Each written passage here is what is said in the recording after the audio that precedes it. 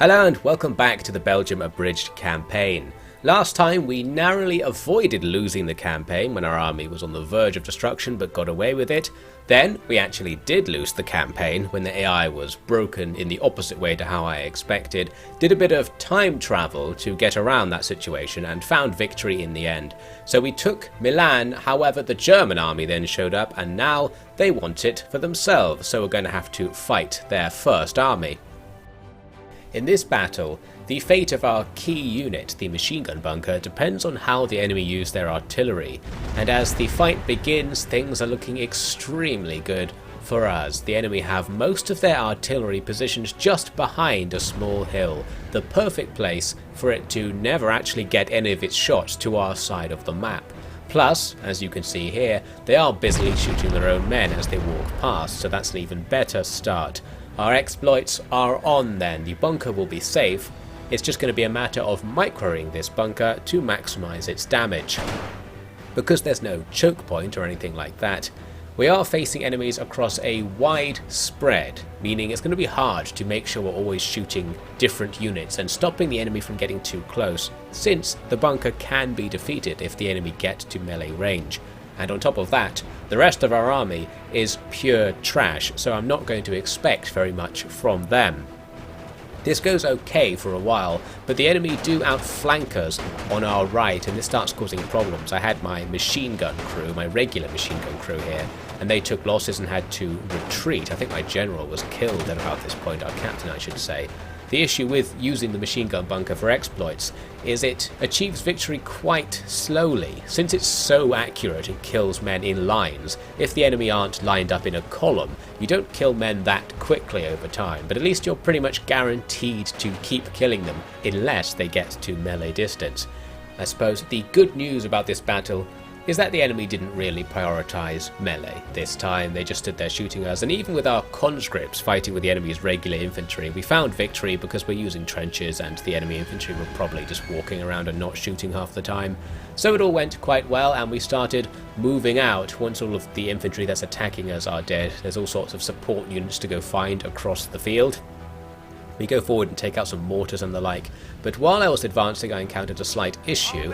My men started mysteriously dying and even routing. We've seen this sort of thing happen before, and just like before, it's caused by the ability of machine gun crews to hide. The Germans had a hidden crew just a little distance from our line, so as I moved out to go after the enemy's artillery, they appeared and started taking me down. But we can counter this by using my machine gun bunker. They're in range of the bunker, so we can kind of start dousing around, shooting the ground in the area where I just saw the machine gun crew, who have now gone back into hiding. And after a long time, this will allow me to take out the machine gun crew, especially after they started firing back at the bunker, and you can see the little particle effects to reveal where the guns are at least, and gradually get kills that way. So we avoided losing any men charging the machine guns head on or anything like that, and after a long time, took them out and continued walking across the map. There are various mortar teams and artillery crews and even more machine gun crews hanging around, so we just need to take them out. The only thing holding us back here is the fact that many of our troops are the citizen militia type things, and they're just awful. Even at really, really close range, they struggle to take out tiny enemy units. They just can't get kills, basically, because they're so inaccurate. So it was a struggle, and you can see by the clock in the bottom right there, I've actually used up pretty much the whole battle just gradually going around trying to kill these enemies. We had a lucky break at the end because the enemy had some machine guns in the back corner of the map, but they were inactive, their AI was broken, so I could just walk right at them from the front and kill them without being shot. That was pretty good. A heroic victory in the end then. The result doesn't matter too much because our guys will be sitting in the town and will replenish pretty fast, so our losses should amount to nothing at all if the enemy don't put too much more pressure on us. We're losing money, and that's because Milan has had its value dramatically slashed by the Italians and Germans just destroying the countryside. That's a shame, but we can potentially resolve that very soon by going ahead with my plan from the last part. We're going to send most of our army to attack all these Italian forces around Torino. This is a pretty good battle for us actually, because we're attacking a river crossing, and because the AI is so aggressive, that will mean we're effectively defending a river crossing, and the AI has a lot of the pre-bunker crew update bunkers that can't participate in the battle because they're reinforcements, and will be deleted after the battle is over no matter the result. So actually a massive portion of the enemy's strength has already been defeated just because I showed up to this battle. A great start. As expected, the enemy did just come and attack my defensive positions on my side of the river, so no offensive river actions for us. My machine gun started shooting the enemy as they got close, and I noticed here in the river that we can witness the pure inaccuracy of our non-bunker guns. The bullets are somehow landing in the water. The water's barely in their line of sight. This is some incredible inaccuracy. Hopefully some of the shots are spraying out across the entire screen here and might be hitting this enemy column that's gradually marching towards us. As the enemy do have artillery guns that aren't completely blocked in terms of line of sight in this battle, there is some risk that our bunker will be hit. They've got a mortar team as well, which I think is what's firing at us right there. But because the enemy are ploughing right ahead with their attack, it's pretty much already too late. They're losing men fast, and they're unlikely to take out our bunker particularly fast from what we've seen in our experiences trying to get bunkers. So that's all good. They're mostly attacking our southern crossing point. A few men decided to take the northern crossing point on their own. That didn't go very well because that point is just as defended as the southern one. Got some men here in the middle trying to be mortar bait, trying to aggro the enemy's mortar fire away from the bunkers. Can't remember if it worked, but ultimately it doesn't matter because we weren't under fire for that long. The last of the enemy's infantry are making their attack here, and a few of them did manage to get their feet wet. They finally got to the crossing, but overall it's just a devastating setup for the enemy. A lot of them have the flank of their unit facing us, meaning our machine gun bullet lines are going through many ranks of enemies, and the bunker is just devastatingly effective overall in this case. So just had to wait for the enemy to constantly rout and come back as usual, getting less and less threatening every time. Sent some men across in the north to go take out the enemy's field guns. They actually had some hidden troops defending them in a surprise twist, but with 3 units we can gradually cut them down. Kind of looks like neither side has line of sight here, but we're somehow killing them. So we kill those guys, then we take out the artillery crew. I sent some other guys across in the south to take out a mortar crew or something that was wandering around, and we win with only a close victory, which I thought was a little bit unfair. We did lose perhaps 200 men, mostly to enemy artillery fire and the odd rifle battle at the end, but the enemy force was totally wiped out, and it's even better than it looks because all of the bunkers will have been deleted, as I said, so now the enemy has far fewer bunkers than they had before. This also, strategically, clears out the route for us to attack Torino, and because we're so close, we're going to be able to do that this turn. Those other guys are still going to be able to reinforce. Actually, I think only one of those armies reinforces here, and they do still have a couple of bunkers in the garrison from the town that apparently weren't involved in that last battle, so avoided deletion. But nothing too special here, so we will just go straight into the next battle, and this one proved to be another case where things don't go as expected, because once again we see a deactivated enemy AI. Perhaps it is something to do with attacking settlements specifically, because that was the case when we last saw this happen. The AI is just off, and as I've said before, I think it's not even deploying its troops. They're in the default position. That's why they're all kind of checkerboarded all over the place, and as we get closer, they're all facing the wrong direction. They haven't deployed their army at all. So the AI has failed to run, basically. The scripts just never happened. Meaning, we're going to have to learn our lesson from last time and really go on the offensive, because if you try and kill the enemy at range or wait for them to become alive, you'll run out of time. Instead then we need to send men up to try and aggro the enemy. Once you get close enough, the enemy do realise you're here. Going to quickly take out those mortars first and foremost, because that will mean we have a ranged advantage against everything else with our machine guns. Although that said, I actually left the bunkers behind and moved my troops up to be closer to the enemy. I'm not sure if I really needed to do this. This is just paranoia about the time limit running out, so I want my firing line to be as close to where the enemy are just derping out as possible so we can kill them quickly once they aggro. That does mean leaving the machine guns and the trenches behind, but we still have that ranged advantage that I mentioned because the enemy just aren't trying. They're just wandering around in our line of sight and getting killed, so that's all looking good. We did, though, have another surprise. After a while, the enemy's reinforcements showed up. I'd forgotten about these guys. They were supposed to get reinforcements, but they just weren't around for a while. And when they finally showed up, I guess this activated something because the AI then switched on. Maybe it was waiting for the reinforcements for some reason, I don't know. Probably some sort of fail-safe was activated. And now you can see the Italian units that were deployed initially have started walking towards us, and I'm now going to not advance quite so far since I saw they're finally going to attack us. We could run all the way back to our initial position and try to use our trenches, but I'd moved up my artillery and machine guns and they can't go back fast enough, so we are going to have just a regular line battle style engagement. A lot of the enemy's units are in terrible condition, so it's not going to be that hard. Some of them were outflanking me on the right, but I've set up the machine guns here, so they, on their own, can take out the enemy, only really because the enemy weren't firing at them, by the way. I think one infantry unit can take down machine guns due to their low accuracy. And as the enemy were routing towards the north side of the map, every time they came back they'd have to face the machine guns on my flank again. You can see me here just monitoring whether the machine guns are actually killing enemies when they're firing directly at them at well below their maximum range, and the answer is not really, but they occasionally get hits and that seems to be enough. The reinforcement army then moves over to the centre of the field and sets up roughly near the bunkers. We've had no luck destroying any bunkers so far with our artillery, but now we're accidentally killing some of the enemy's infantry, so that's good. And then I noticed something that's probably another AI glitch. You can see they've brought their artillery to just come and sit here. Reinforcement armies, by default, just try and walk to stand in the centre of the map if they don't receive any orders, and I think that's what happened. Because the top level AI is still switched off, it can't give orders to the reinforcement army and it's just gone to stand in the middle, and that's why it looks like it's charging us with its field guns limbered up like that. It's just trying to set them up somewhere just in front of us, and as a result, all of their men got killed. Finally, all we had to do was take out the bunkers.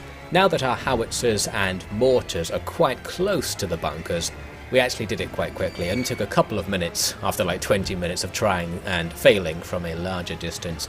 Plus, because the mortars are actually relatively accurate at close range, we even took out the crews using the mortar shells since they are vulnerable to explosives. So that was the end of that, no melee charges required. Another close victory, and again perhaps slightly unfair. I think it was at least a decisive victory.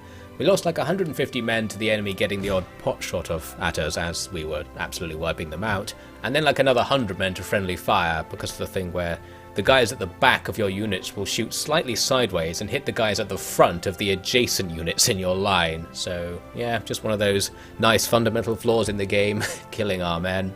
So yes, we took Torino right there. We're still losing a little bit of money, but we can survive because we've got some money in the bank. Plus there is a way for us to make some money now. We have a port that we can use to get trade deals. The port's blockaded, so it's not of that much use to us, but we also border France once again, so we can trade with them, and I was even able to get them to give me a little bit of money in exchange for this, so finally they have contributed to the fighting of the war that they are supposedly one of the main combatants in, and with this trade deal we now make a tiny bit of money, so that's all good stuff. Nothing happened for a couple of turns after this. We all just sat around, which was fine by me. I started looking around at Europe in general, and I noticed there does appear to be some kind of war going on in Russia. There's evidence of fighting because the Germans have some of Russia's initial territory. So perhaps there is an Eastern Front, and perhaps it's going badly for us, which is a particularly bad sign since we know half the German army is attacking us right now. They've clearly got a lot more than we've seen. As for my plan, well, it's what I'm looking at right here. I'm looking down the Italian peninsula and just thinking, why don't we have all of that? Because if we keep defending in the north around Milan, we can relatively safely have the rest and have it not be under threat of attack, and then we'd actually be quite strong.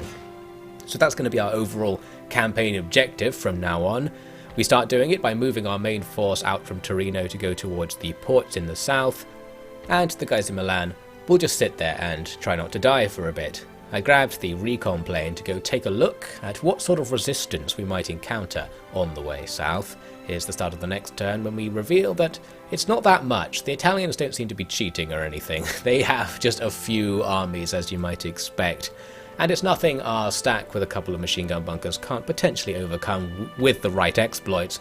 So we'll carry on with that plan. But as you can see, we do have something else we have to deal with in the meantime. The Germans are going for Milan once again.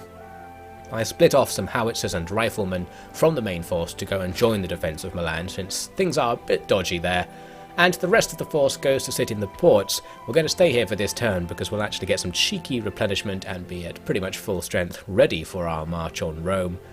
But before that, I'm going to try and sally against the Germans here before any more armies show up to pile onto this stack.